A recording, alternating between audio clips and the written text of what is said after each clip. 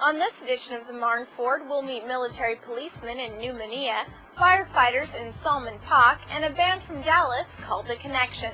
All this and more coming up.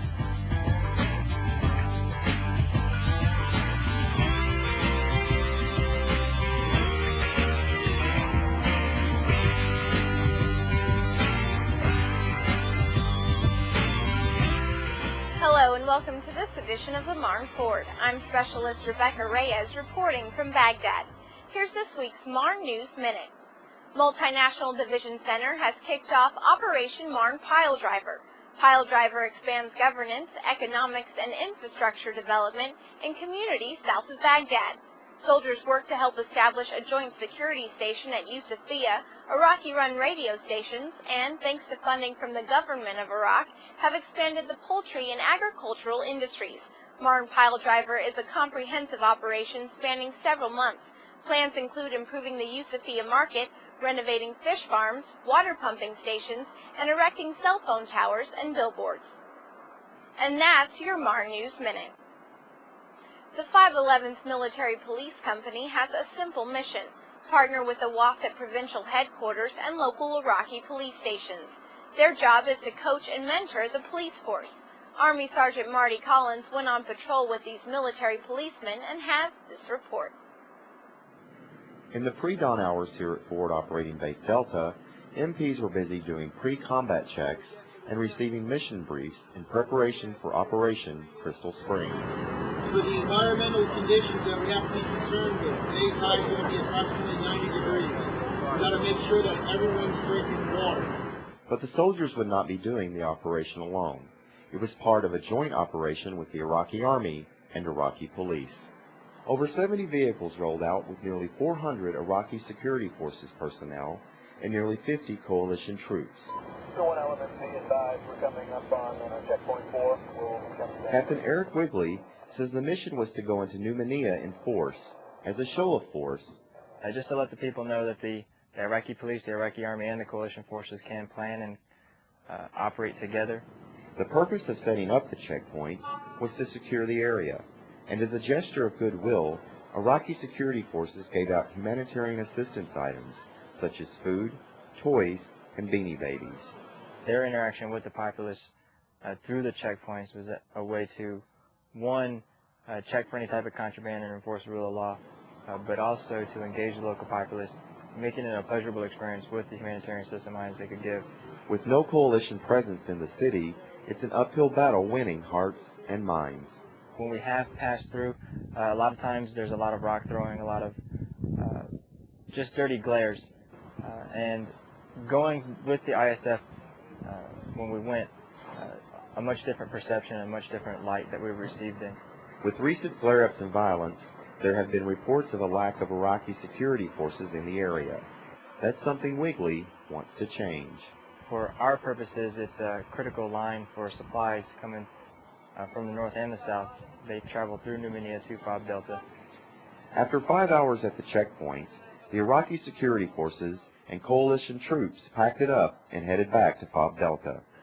Wigley says by building relationships and working with their counterparts, they've been able to plan and execute large-scale operations like Crystal Springs. Reporting from New Manila, Iraq, I'm Army Sergeant Marty Collins. Firefighters in Salman Pak are ready to help protect people and property. Specialist Joseph Labutka shows us what the opening of a new fire station means to local residents. Since 2005, there's been hatred and crime burning in a good city of Iraq. A step towards extinguishing those flames of extremism was taken with Iraqi security forces and a new fire station. At the end of a 6-month project, the Salman Pak Fire Station opened in a ceremony attended by Madain Qaeda and coalition force leaders. The fire station is the only facility in the southern area of the Qaeda with firefighters prepared to react to emergency fire calls. The station is connected to a joint security site, which relays information to the station, making sure the people are provided for. Deputy Commander of the 3rd Brigade, 3rd Infantry Division, Colonel Ryan Kuhn, has seen how working on the facility has helped the people of Salman Pak. We know this for a fact. Once we actually started building this 5 months ago, all the citizens were quoting, "We know there is a God because there's hope." So today, hope is returned to all the citizens. This is just a huge step in the right direction.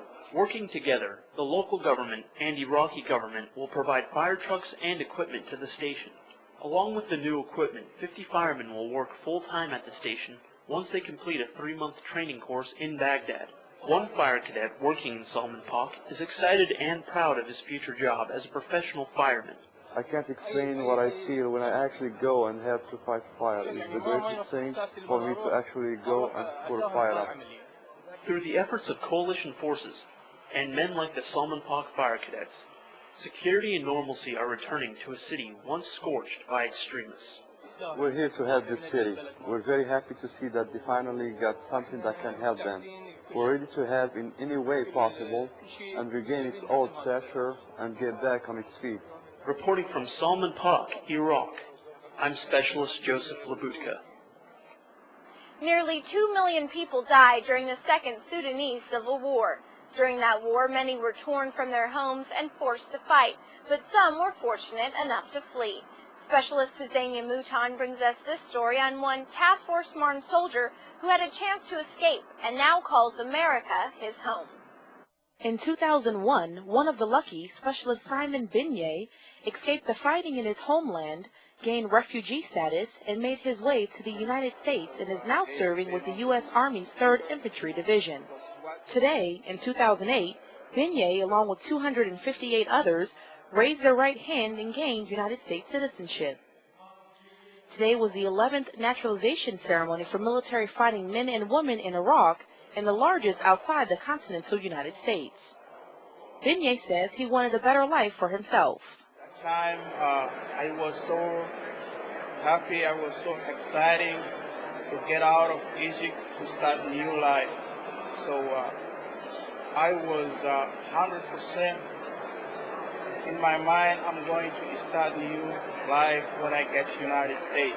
And I have been waiting for this for a long time.